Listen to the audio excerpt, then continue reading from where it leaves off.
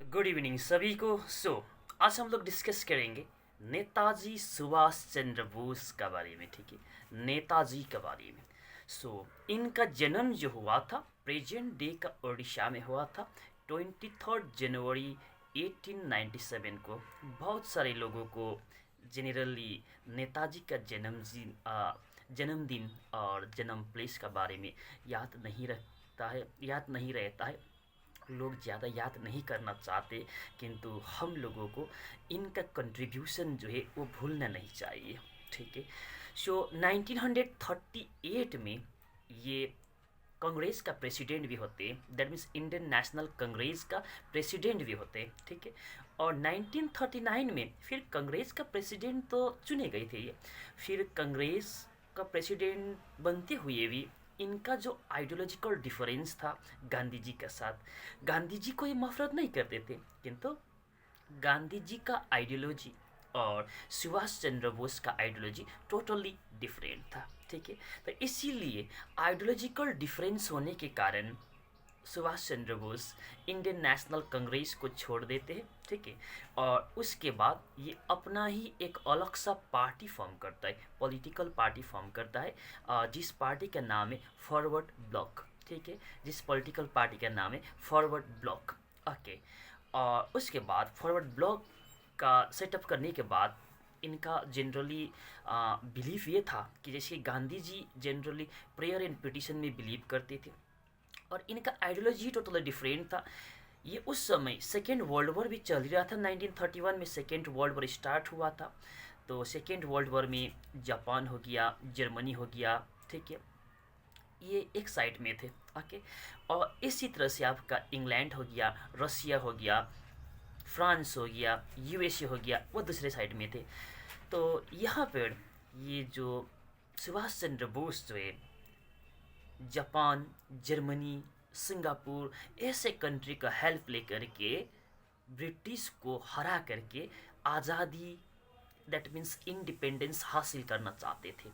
तो 1939 में इन्होंने जो कांग्रेस का प्रेसिडेंट बने, इसी तरह से 39 में फॉरवर्ड 38 में कांग्रेस का प्रेसिडेंट बने, 39 में फॉरवर्ड ब्लॉक पार्टी भी फॉर्म किए। उसके बाद इनको फिर अरेस्ट किया गया। अरेस्ट करने के बाद इनको जेल में रखा गया था। तो जेल में जैसे रखे तो फिर इन्होंने फास्ट ऑन टू डेथ वहाँ पर स्टार्ट कर दिए। तो उसके बाद इनको हाउस अरेस्ट में रखे थे। ठीक है। हाउस अरेस्ट आप समझते होंगे, हाउस अरेस्ट में रखे थे।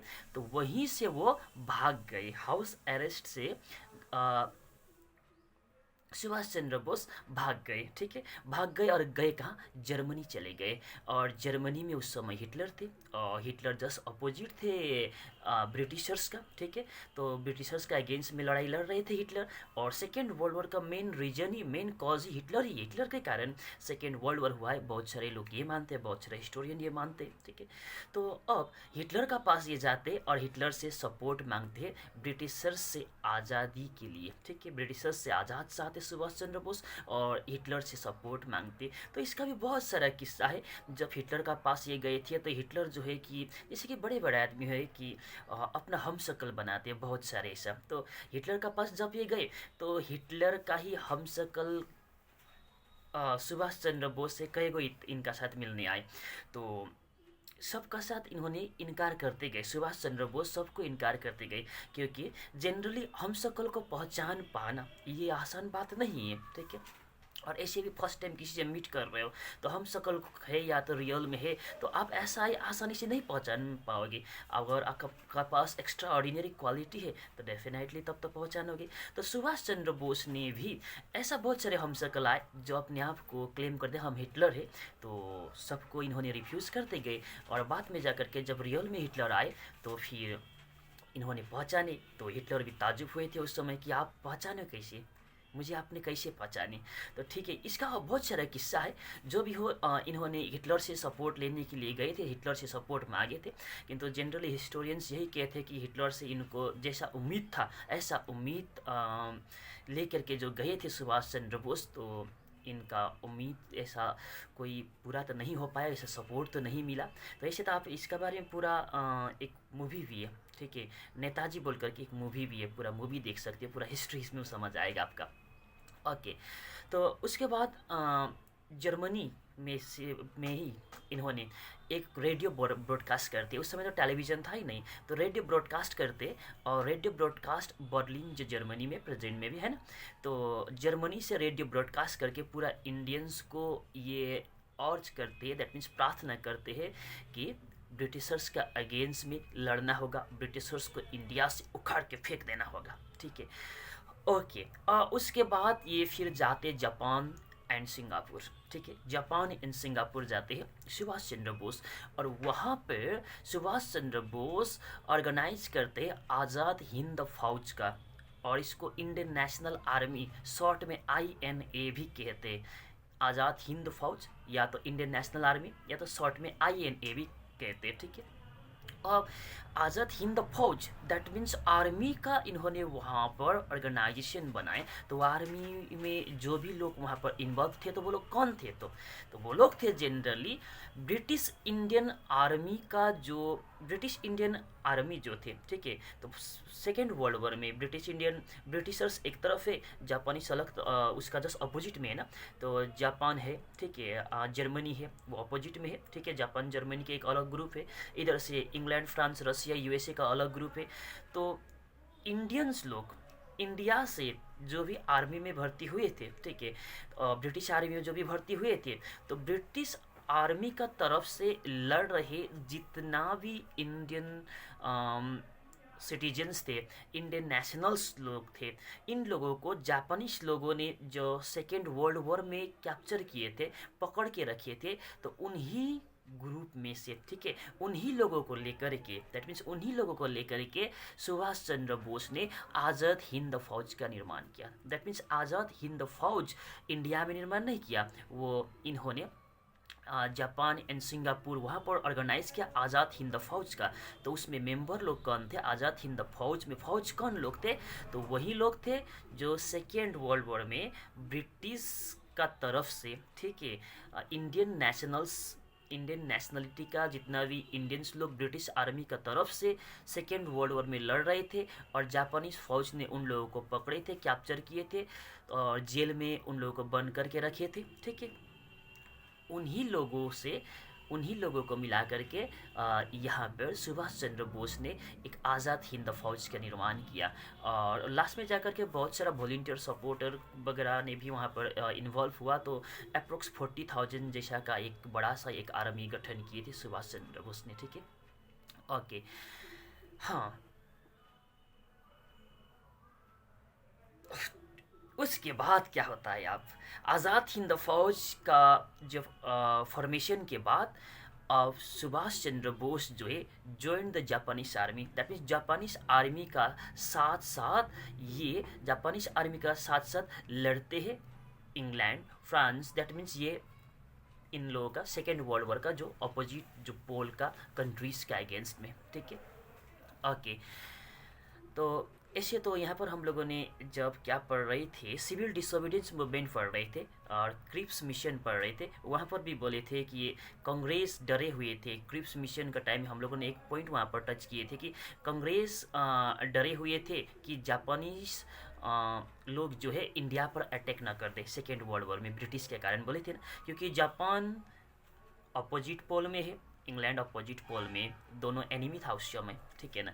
तो जापान का एनिमी था ब्रिटिशर्स, तो जापान इंग्लैंड को अटैक ना कर दे, ये डर था ये इंडिया का कांग्रेस लीडर्स को। और ऐसे भी जापानीज लोगों को फिर हमारा यहाँ से सुभाष चंद्र बोस भी उन लोगों को सपोर्ट कर रहे थे। वो अलग से उनका गांधी जी का साथ आइडियोलॉजिकल डिफरेंस था ही, तो अलग से वो वहाँ पर इस तरह से आर्मी का फॉर्मेशन किए ही थे, ठीक है। अब इन्होंने जापानीज फौज का साथ मिल करके ब्रिटिश के अगेंस्ट में लड़ना शुरू कर दिए, और इन्होंने स्लोगान भी दिए है, एक बहुत ही पॉपुलर स्लोगान है, you give me blood and I will give you freedom.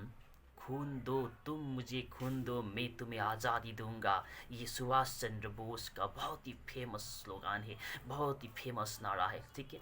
और इंडियन नेशनल आर्मी अब फॉर्मेशन होने के बाद Andaman and Nicobar island area में फर्स्ट ऑफ ऑल ये इस्टाब्लिश करते हैं अपना रूल, ठीक है, और वहाँ पर अपना फ्लैग को होस्ट करते हैं। और इतना ही नहीं है, सिंगापुर से बर्मा होते हुए ये मणिपुर होते हुए इंडिया में एंटर करते हैं, और मणिपुर में 1944 में इंडियन फ्लैग भी होस्ट करते हैं, इंडियन फ्लैग होस्ट करते हैं, ठीक है, सुभाष चंद्र बोस, ठीक है। दैट इज ब्रिटिशर्स को वहाँ से उस एरिया में ब्रिटिशर्स को डिफीट करते हैं सुभाष चंद्र बोस, ठीक है।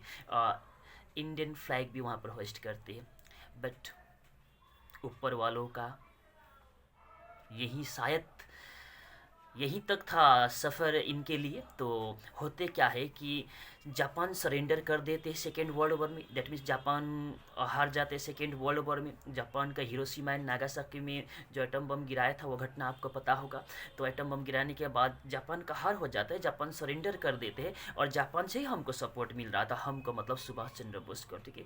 तो जापान सरेंडर कर देते, और उसके बाद कहते यही है कि एयर क्रैश में, दैट मीन्स प्लेन क्रैश में 1945 में सुभाष चंद्र बोस का डेथ हुआ है, ठीक है। 1945 में प्लेन क्रैश में सुभाष चंद्र बोस का डेथ हुआ है, ये कहते हैं। अब इसको लेकर के बहुत सारा मिस्ट्री है, बहुत सारा सुभाष चंद्र बोस का डेथ रिलेटेड जो फाइल है, तो बहुत सारा फाइल अभी तक भी इस तरह से पब्लिकली रिलीज़ हुआ भी नहीं है, ठीक है। तो बहुत सारा ऐसा कहानी भी है, आप लोगों ने सुने भी होंगे गुमनामी बाबा का बारे में। तो यूट्यूब में कभी आप ढूंढ करके देख सकते हो गुमनामी बाबा कौन थे, गुमनामी बाबा, ठीक है। उसका रिलेशन है, दैट मीन उनका रिलेशन है सुभाष चंद्र बोस का साथ। दैट मीन्स अब ये क्या रियलिटी है या एक तरह से एक मिस्ट्री है, ठीक है, गुमनामी बाबा। तो बहुत सारे लोग यही कहते हैं कि प्लेन क्रैश में नहीं मरे, सुभाष चंद्र बोस प्लेन क्रैश में मरे नहीं थे।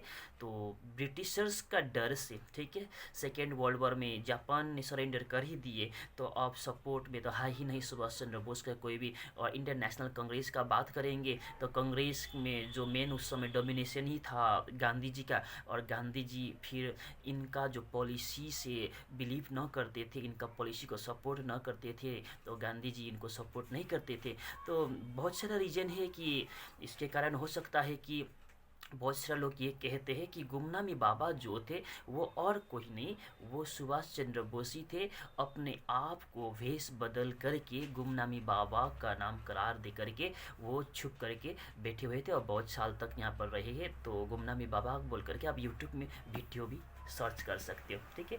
और यहाँ पर बहुत सारा फिर इस तरह का हिस्टोरिकल वो भी है। ताइवान जो है ये बहुत बार इंडिया गवर्नमेंट को इनवाइट भी किए हैं कि इनका जो आइलैंड नेशन जो है, ठीक है, तो ये इंडिया गवर्नमेंट को बहुत बार इनवाइट किए हैं कि इनका जो आइलैंड नेशन जो है, तो जहाँ पर इनका प्लेन क्रैश हुआ है, तो वहाँ पर आइए, स्टडी कीजिए हिस्टोरिकल डॉक्यूमेंट का बारे में जो नेताजी से रिलेटेड है, ठीक है। तो ये भी बहुत बार वो लोग भी कर ही मतलब कह ही रही है, ठीक है। तो जो भी हो, आप नेताजी के बारे में बहुत सारा जो कहानी अब मिस्ट्री ही है। तो गवर्नमेंट बहुत सारा फाइल रिलीज़ भी कर रहे हैं, ठीक है। तो बाकी अब देखते चले क्या होता है, ठीक है। तो आज के लिए इतना ही, कल फिर न्यू टॉपिक होगा। थैंक यू, हैप्पी होली, मस्ती से होली खेलो। ये कट क्यों नहीं रहा है, लग रहा है इसको आज वीडियो ऑफ करने का मन ही नहीं।